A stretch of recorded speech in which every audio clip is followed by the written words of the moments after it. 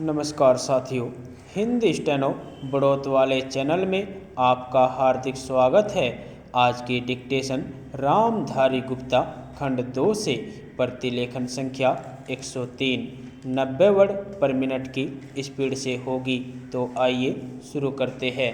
Dictation शुरू होगी 5 second बाद। स्टार्ट।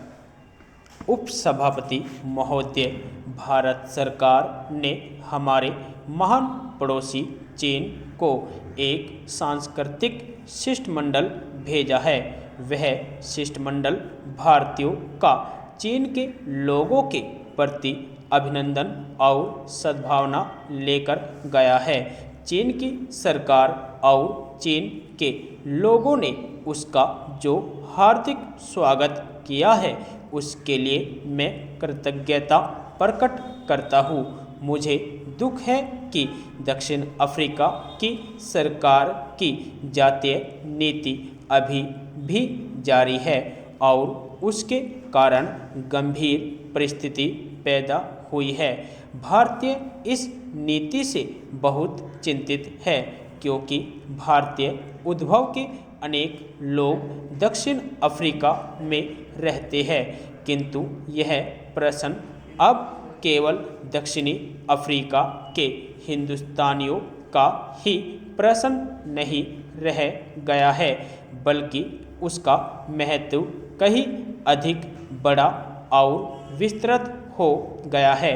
यह जातिगत आधिपत्य और जातिगत असहिष्णुता का प्रश्न है। अफ्रीका में रहने वाले हिंदुस्तानियों से भी अधिक अब यह अफ्रीका के रहने वालों के भविष्य का प्रश्न है।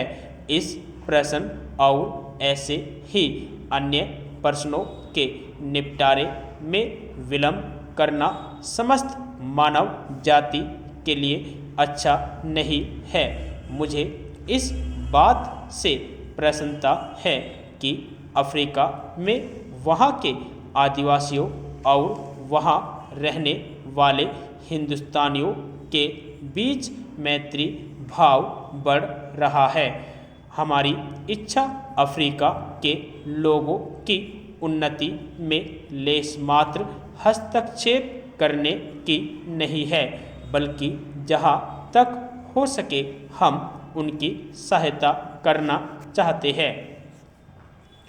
मुझे यह भी खेद है कि श्रीलंका में बहुत दिनों से रहने वाले अनेक भारतीय मत देने के अधिकार से वंचित कर दिए गए हैं। वे श्रीलंका के वैसे ही नागरिक होने का दावा करते हैं जैसे कि उस देश के अन्य निवासी करते हैं। श्रीलंका के साथ हमारा संबंध सहस्रों वर्षों से रहता आया है और हमारे संबंध अत्यंत मैत्रीपूर्ण रहे हैं।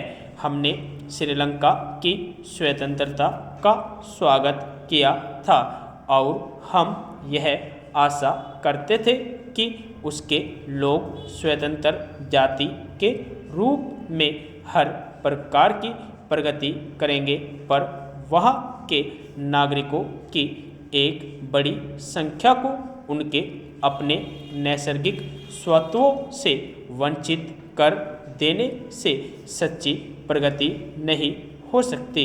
उससे तो बहुतेरे जटिल प्रश्न और उलझने ही पैदा हो सकती है, जैसे कि हो भी गई है। पिछले अनेक वर्षों से हमारे यहाँ खाद्य पदार्थों की कमी रही है और अन्न बड़ी मात्रा में बाहर से लाना पड़ा है।